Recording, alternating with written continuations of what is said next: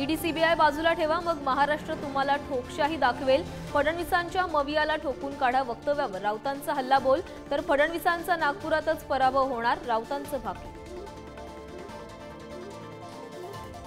शरद पवारांनी आरक्षण दिलं नाही ते आम्ही बघू, तुम्ही आरक्षण देणार का सांगा। अमित शहा आणि फडणवीसांना जरांगेंचं उत्तर, तर प्रसाद लाड यांना मला मॅनेज करायचं आहे का, जरांगेंचा सवाल।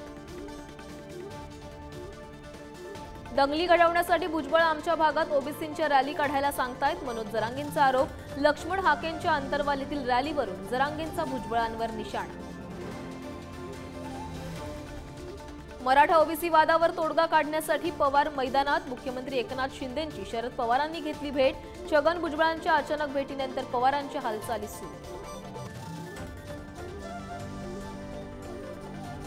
विधानसभा निवडणुकीनंतर महायुतीत फाटाफूट, स्थानिक स्वराज्य संस्थांच्या निवडणुका स्वतंत्र लढण्याची अजितदादांची घोषणा, दादांच्या नाराजीच्याही चर्चा।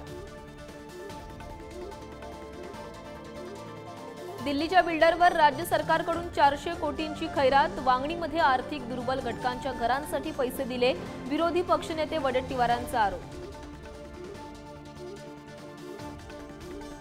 कोकण आणि विदर्भात सलग चौथ्या दिवशी पावसाची संततधार सुरूच, रत्नागिरी आणि रायगडमधील नद्या धोका पातळीवर, तर मुंबई आणि ठाण्यात पावसाची रिपरिप।